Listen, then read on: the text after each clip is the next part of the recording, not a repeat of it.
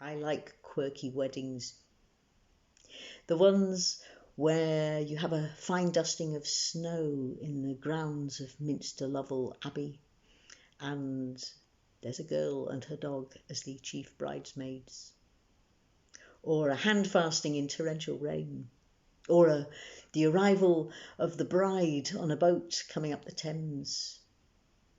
Or a field in late summer full of tents and a street band leading everyone in, singing and dancing behind them. I also love a really sweet and simple wedding, the kind where love is shy and quiet, perhaps. I like sincere weddings, weddings that have been given a great deal of thought. So whether you're gay or straight or cis or trans, your commitment, your love, and your celebration, that's what matters. Humanist weddings are unique. We don't have a set text, we don't have a liturgy or anything to follow. I would never presume to write your vows for you either. That's entirely personal. I have plenty of ideas for vows if you're stuck for ideas, but you write your vows yourself. They're your commitment to each other. If there are other commitments you want to make in the wedding ceremony, for example, if you have children or a baby, if you want to make vows and promises to your family, then that can be part of the ceremony too. If you want a naming ceremony as part of your wedding, we can do that as well. There are many, many things that are possible. So how does all this come together? Well, we have a meeting in the first instance, and that's where we get to know each other. It's important that you feel comfortable and confident with your celebrant, that we get on.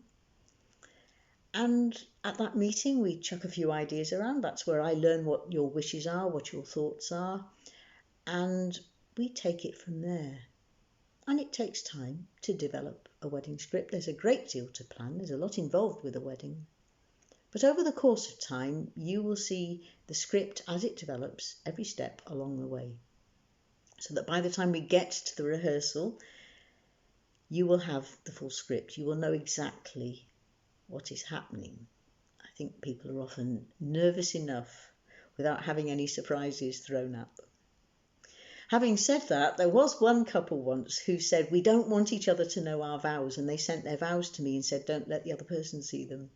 That was the only time anyone ever asked for a surprise. The vows were lovely, actually. It's quite a risky thing to do, but if that's something you want to do, that's fine.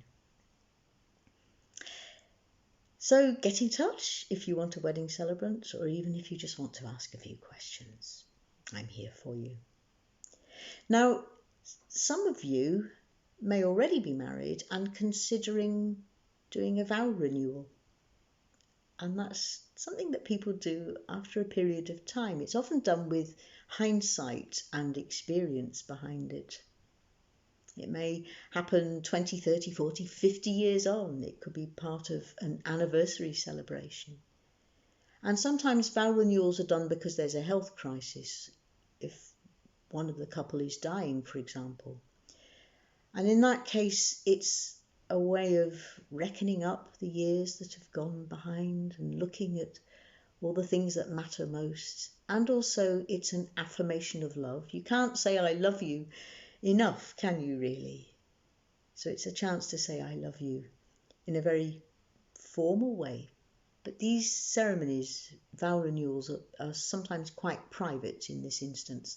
They may take place in the family home or in a hospice or a hospital, wherever it needs to take place.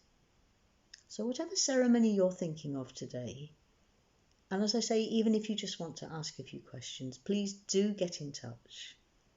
And thank you for visiting this page today.